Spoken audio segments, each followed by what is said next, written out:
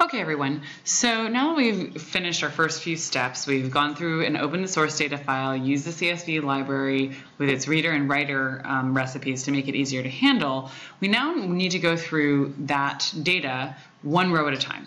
And the way we do this is with something called a for loop. Now, a for loop is a standard mechanism for going through lists of things in programming. You'll find for loops in every programming language you're likely to encounter. And Python, the way that Python does this is a little bit different from some other languages, but I think if you think about reading it as like an English sentence, it will be a little bit more obvious what's going on. So the construction for a for loop is for. Now, this is a special instance of when we create a variable. We'll never create a variable like this except when we're doing a for loop. And basically what we're doing is we're saying for each row, whoops. I think my thing here is not showing up quite right. For each row, I need to have an underscore there. Sorry, it doesn't seem to be. Okay, I don't know why that isn't working, so I'm just gonna say each row in what is the element that I want to go through right now? Well, in my case, it's actually city bike reader, because remember, the city bike reader is the container. The city bike reader holds the transformed version of my source file that has that header row removed. So I'm just looking at the data. So for each row in city bike reader, okay, and then there's a colon. Okay, so what I'm saying is actually what this code is doing is precisely what it sounds like, which is I'm saying for each row in this particular data source, do some stuff, right? So I can literally just say do some stuff. Now, again, you'll notice here that the for and the in are both highlighted. That's because, again, these are keywords. And the way that we help a computer understand what it should do to each row, okay, is we indent the code that appears beneath that for loop. So anything that has one tab under that for loop is going to be something that happens to every single row, to each row as it comes up in that data set. So first it'll look at the first row, then it'll look at the second row, and it'll do whatever tasks we ask it to do here. And so the first thing that I want to do is just say if, what was I doing again? If the start station ID is 72. So what I want to say is, look, if I look at each row, so each row is actually a variable name. It's the label for the current row that we're looking at. So the first time through it's 1, second time through it's 2, etc. So for each row, and then I need to look at the value, which particular value am I looking at? Well, I want to look at the value in that row that corresponds to the header of start station ID. Okay, and now I need to compare it to actually the string 72. So remember, so Python in this case is a lot like OpenRefine. By default, it treats everything like a string. So when I compare it, I'm going to compare it to the string 72, not the number 72. But how do I do this comparison? Well, the trick here is that we've already used the equals sign for something. The equals sign is how we say, put the thing in the right inside the box with the label that's on the left. And so to actually compare two things to see if they are in fact equal, we have to use two equal signs in a row. So we just often call this equals equals, but saying compare what's on the left to what's on the right. If it is the same, okay, then I have another indent here, okay, which tells the computer what to do only in the case where this is true, right? So only if the start station ID is equal to 72, will it do whatever is then indented under this if statement. So we have actually the outline here of the main tasks that we want to do, because we said, look, check to see, go through the file one row at a time, check to see if the start station ID is 72. That was our if statement. If it is, make a copy of the row and write it to my output file. Okay, so this is now I need to make a copy of my row, write it to the output file. So the first thing I need to do is make a copy of my row. And the way that I can do that here is I'm going to say, okay, look, first I want you to create I'm going to say a new row, and it's going to be empty, okay? Remember, a CSV is comma separated, just like a list is comma separated. A list or an array is comma separated. So I'm going to say, okay, create a new row, okay? Leave it empty because I'm going to use it to make a copy of this current row. So I'm going to say new row is empty. And now I need to do what? Well, I'm in one row. I'm just looking at a single row right now, and it's the first row that I've encountered that has a start station ID of 72. I want to take that new row and I want to go through my original row, and I need to copy each value out of it. Okay, and I need to do that by saying, okay, first give me the value that's at trip duration, and then put that onto my new row. Then give me the value that's at start time, and put it onto my new row. Okay, so we're going to say if it equals 72, create a new row. Then I'm going to say for a header, or I'm going to say a column. I like a column. In now, so I need to loop through. I'm going to go through each of the headers one by one. And of course, where do we find those headers? We have a list of those headers in our field names property from our dict reader, which we called city bike reader. Okay, so for every column in city bike reader field names, right, which is just the list of column headers. We know that because we have it actually printed out right in front of us right now. For everyone, I want you to go through and say new row append. Okay, append here means exactly what it means in English. Add something to the end. Append the value that appears in the current row, which again, our label for that right now is each row, at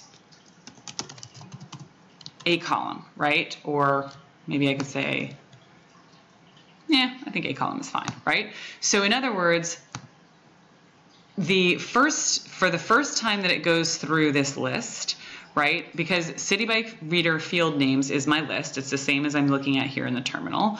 So the first time through, a column is going to be trip duration. So it's going to say, okay, look at the current row and give me the value at trip duration and append that to my originally empty row.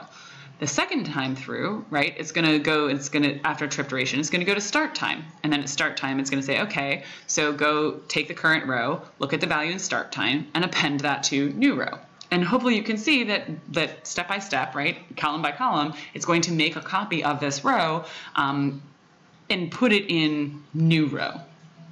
Okay, and so now once I've done that, the only thing that I have to do by the time I get to the end of this, and again, the way that I get out of this for loop, right? So all I'm doing in the for loop is making the copy of that row.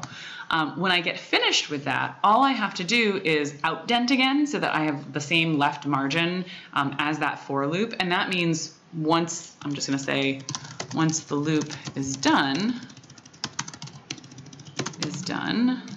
write my new row to my output file. Okay, so at this point I can say, well, all right, our output file, we're going to use the method citybikewriter write row. Citybikewriter is a sort of facilitated version of our output file, or our access to our output file. So I'm going to say write row.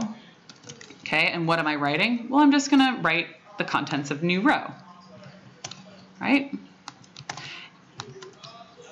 And that's really about it. So the trick, I think the thing that can be a little, the syntax for the for in can be a little bit hard to get one's head around at the beginning.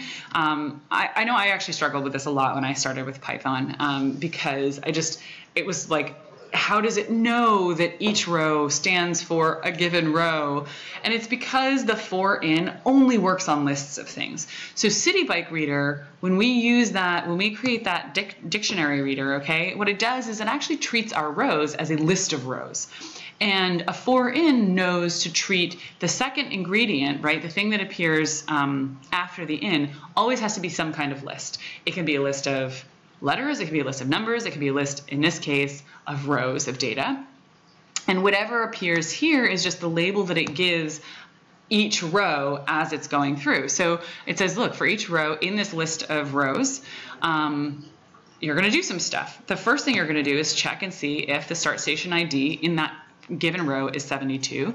If it is, make an empty row go through each of the headers in our list of headers and add to the end of that new row the value that appears in the original row or in the current row at that column header. And when you're done with that, right, again, and that being finished is signaled by the outdent to be level with the for. And so say, look, when you're done with that, take that new row that you just used, to create a copy, and append it. Well, write it to our output file. We are actually appending it to the file. So it works in each case because in this case, we're talking about a list of rows. In this case, we're talking about a list of column headers.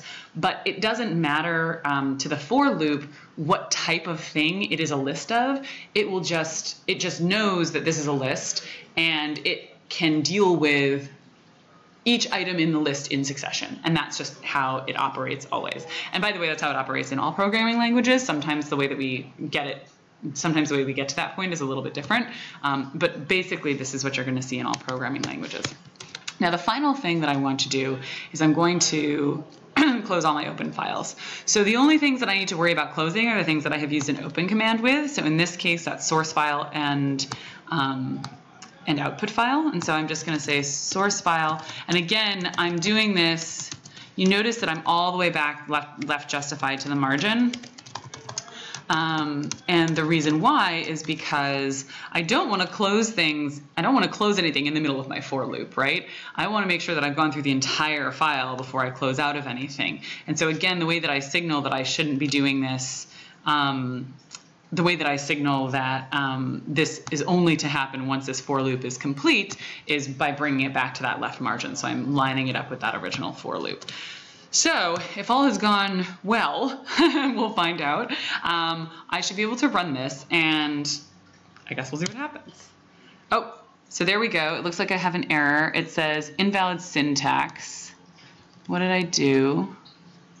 Oh, I had an extra period there, right? I don't need that period. So that's a great example. If you get an invalid syntax, or sometimes you might get something as undefined, the first thing you do is go to the line number. So it was a little hard to see here, but it said line 37. It also showed me the code in question. And of course, when I pass ingredients, I don't put a dot before it. I just pass the ingredients. So let's try that again. Okay, now, it might look like things have gone wrong here because my cursor is just hanging and hanging and hanging. This is actually, I like to describe Python as a no news is good news kind of programming language. You see now that it's returned to what we call the command prompt, right? So that the sort of location and the $sign, and I can type things again. When it's in that blinking cursor mode, what it means is it's working. So if you don't get an error, it means everything is going fine. It might take a little while. In this case, it took, 10 seconds or so, but that means it's doing its work. And so now we can actually check and see if our output looks the way we think it should. So I'm going to go ahead and open this with LibreOffice, which is like Microsoft Office basically. And in fact, it looks like we have had some good success here. So it has pulled out every single start station that has a value of 72. We have run this on the entire data set. Okay, so rather than, again, dealing with 100,000 rows at a time, we've actually managed to do this on a few million rows at least in about 10 seconds. So hopefully this illustrates to you all the power of dealing with Python, of using Python for this. I'll point out that Python is not something that we use generally to do exploratory work. We might if we want to see how frequently something appears in an entire data set and we don't have a tool that can do that easily, but almost always I find that I go to a tool like OpenRefine first to kind of get a feel for the data, be able to look at it, mess around with it a little bit. And then once I kind of know what I want to accomplish, for example, in this case, filtering the data, then I come to Python and write a script that will allow me to do that on a much greater quantity of data in a much shorter period of time. So that's all. I look forward to seeing you all this week and working on this together. I hope everyone had a great holiday, and I will see you soon.